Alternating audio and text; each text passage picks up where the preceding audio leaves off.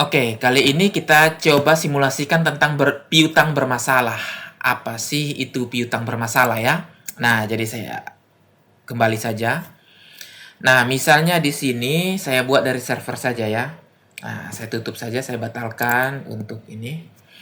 Nah, misalnya saya batalkan juga yang ini. Nah, misalnya saya membuat satu transaksi piutang. Nah, saya pilih pelanggan dulu ya. Nah, seperti itu. Misalnya bangunan perkasa. Oke, sekarang saya pilih baterai. Ya, baterai yang ini. Saya pilih. Nah, saya klik baterainya ya.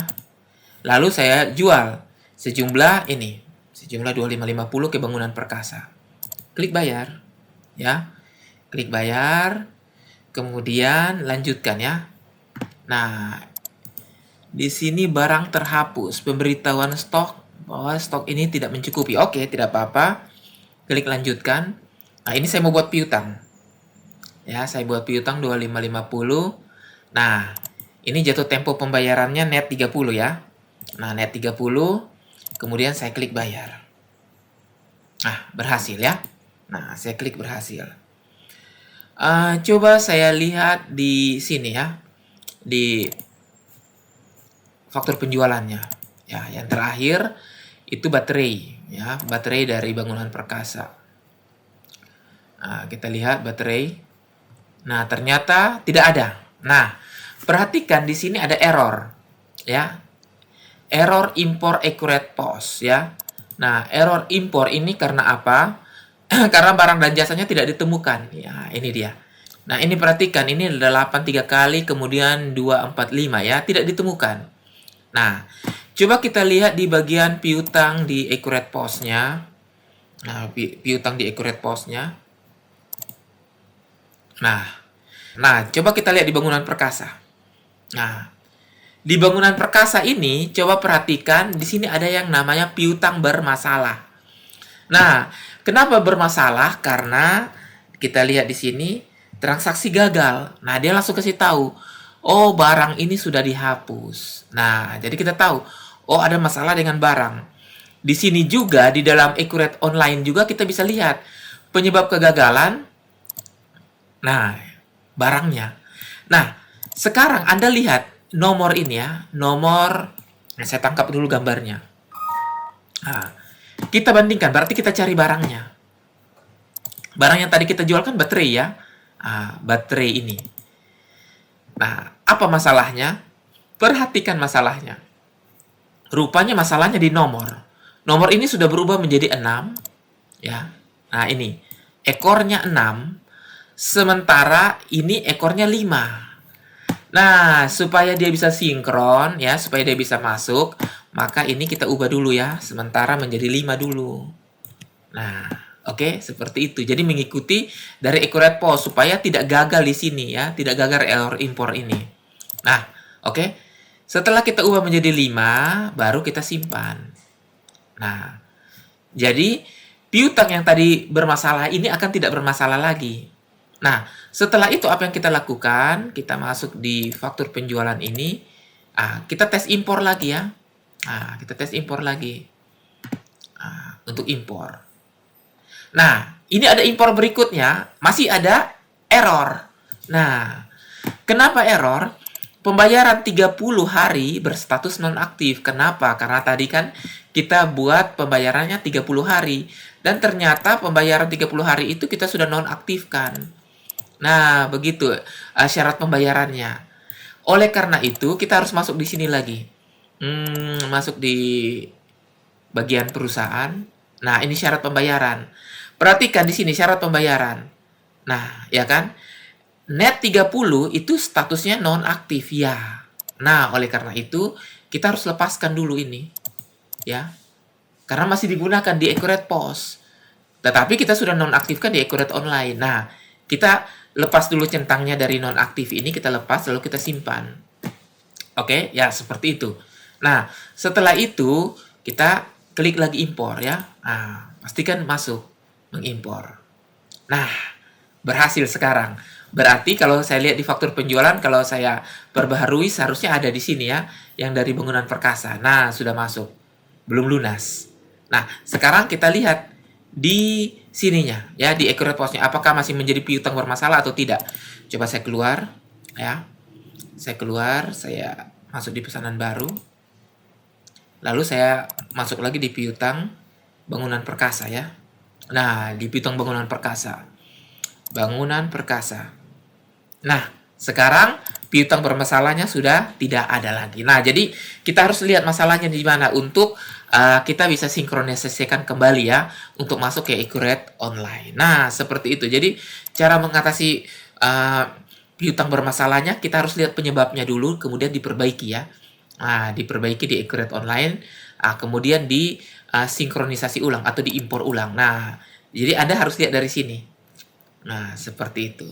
Oke ya, jadi begitu caranya untuk mengatasi piutang-piutang yang bermasalah karena bisa saja suatu settingan tiba-tiba berubah ya, seperti syarat pembayaran, seperti kode pelanggan, kode barang dan lain-lain itu berubah tetapi belum disinkronisasi atau belum terbaca ke dalam Accurate POS. Nah, itu yang berbahayanya. Oke, jadi misalnya begini. Di sini saya mau ubah nama barang. Yang tadi ekornya. Nah, ekornya itu kan 5. Saya buat ekornya menjadi 6. Ya, saya buat ekornya menjadi 6. Saya simpan. Nah, setelah simpan, Anda pastikan coba lakukan sinkronisasi dulu. Jadi jangan transaksi, tapi di sini lakukan sinkronisasi dulu ya. Nah, sinkronisasi terakhir. Nah, untuk memastikan bahwa perubahan yang tadi sudah dilakukan di dalam Accurate Online itu sudah tersinkronisasi ke dalam Accurate POS. Nah, seperti itu. Jadi, hati-hati kalau kita melakukan perubahan perubahan profile ya. ID barang, ID pelanggan, nah seperti itu. Oke. Sekarang saya lihat di pesanan baru. Nah, sudah ya, sudah berubah menjadi 6. Nah, berarti di sini sudah aman. Sudah berubah menjadi 6. Berarti di sini sudah aman untuk kita untuk kita lakukan piutang atau penjualan. Jadi pastikan semua perubahan yang kita lakukan di dalam Accurate Online ini kita sinkronisasi dulu ya. Karena sinkronisasi antara Accurate Online dengan Accurate POS ini tidak langsung. Dalam hal perubahan revisi revisi ID ya, kode barang, ya mungkin kode pelanggan dan lain-lain. Itu tidak langsung terbaca. Jadi perlu Anda harus lakukan namanya sinkronisasi dulu. Makanya kalau revisi-revisi seperti ini, misalnya tiba-tiba kita revisi kode barang, kita harus informasi ke kasir. Kasir, saya lagi revisi kode nih. Tolong disinkron dong sekarang. Jadi dengan demikian kasir juga langsung melakukan sinkronisasi untuk perubahan tersebut. Sebelum dia melakukan transaksi terhadap barang tersebut gitu. Oke ya, sudah paham ya bagaimana mengatasi piutang bermasalah. Oke, jadi piutang bermasalah berikutnya bisa timbul dari serial number ya. Serial number barang entah itu melalui nomor batch, nomor produksi, expire date atau nomor uniknya. Nah, ini saya kasih contoh. Misalnya begini. Di sini ada barang namanya baterai A3R3 ini ya, yang ada 3 piece. Nah, jadi 3 piece ini kita gunakan namanya serial number unik. Nah, 3 piece itu kalau kita perhatikan baik-baik di gudang Jakarta, nomor serinya SN001, SN002 dengan 2N003 ya. Nah, ini saya tangkap dulu gambarnya biar supaya kita bisa analisa nanti piutang bermasalahnya. Nah, sekarang ini akan saya transaksikan di dalam Accurate ya. Saya akan transaksikan di dalam Accurate. Jadi di sini saya pilih misalnya bangunan perkasa ya. Kemudian saya jual baterai A3 nih. Nah, yang R3. Nah, di sini dia suruh masukin nomor. Jadi cara masukin nomor itu bukan memilih ya, bukan memilih nomor, tetapi masukinnya secara manual. Jadi misalnya saya buat sembarang aja, lalu saya enter, bisa, tidak masalah. Jadi contoh, di sini saya masukkan SN001 tanpa strip.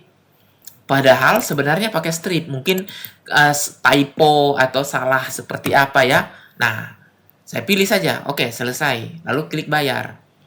Nah, oke, belum ya, ini baterai R3 ini ya, satu.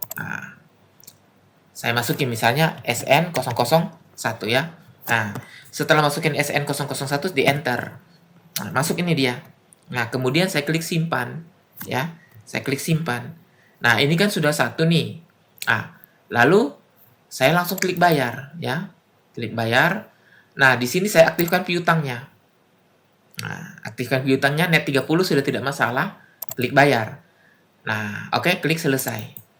Nah, perhatikan ya. Tadi SN001 saya tidak pakai strip. Sedangkan di sini pakai strip. Oke, apa yang terjadi? Coba kita sekarang cek di faktur penjualannya. Kita refresh. Kita refresh. Di sini ada lihat. Ada satu error impor. Jadi dia error. Lalu di sini juga, kalau Anda lihat di bagian piutang, kita masuk di bangunan perkasa, pasti ada satu piutang bermasalah. Nah, bermasalahnya apa? Gagal transaksi nomor seri produksi 001 tidak ditemukan di gudang Jakarta. Nah, ini masalahnya di situ. Oke? Nah, tidak ditemukan. Berarti dia error, karena tidak ada. Karena yang ada tadi adalah SN001 pakai strip. Nah, sedangkan kita inputnya yang 001 ini tidak pakai strip. Berarti akan error. Kan seperti itu ya. Nah, seperti itu. Jadi, kalau kita lihat di sini, ini kita bisa klik. Nah, ini dia ya. Tidak ada di gudang. Nah, ya. Jadi, coba saya ketik Ctrl F, SN ya. SN001 nih. Nah, coba di sini saya ubah ya. SN, misalnya saya klik strip. Ya, saya klik strip. 001. Ya, coba ke bawah lagi ada SN001. Nah, jadi saya tambahkan strip di script ini, lalu saya klik simpan. Ya, setelah saya klik simpan, saya coba impor ulang. Bisa atau tidak ya? Mengimpor. Jadi, mengikuti yang tadi ya. Nah, sekarang sudah berhasil ya. Sudah berhasil. Jadi, kalau kita lihat di faktur penjualan, saya refresh saja. Nah, sekarang sudah berhasil masuk. Ya, karena saya sudah berhasil untuk mengubah nomor seri produksinya menjadi SN-001. Nah, seperti itu caranya ya. Jadi dengan demikian dia sudah berhasil. Oke, misalnya di sini saya kembali ya. Saya kembali ke sini pesanan baru, lalu saya masuk lagi ke piutang. Nah, apakah masih ada piutang yang bermasalah dari bangunan perkasa ini ya? Nah, sudah tidak ada lagi ya. Dia sudah masuk di bagian bawahnya ini. Nah, dia sudah masuk di bagian bawah. Jadi sudah tidak apalagi sudah tidak bermasalah lagi. Jadi dia sudah pindah dari piutang bermasalah ke daftar piutang. Nah, seperti itu pemahamannya.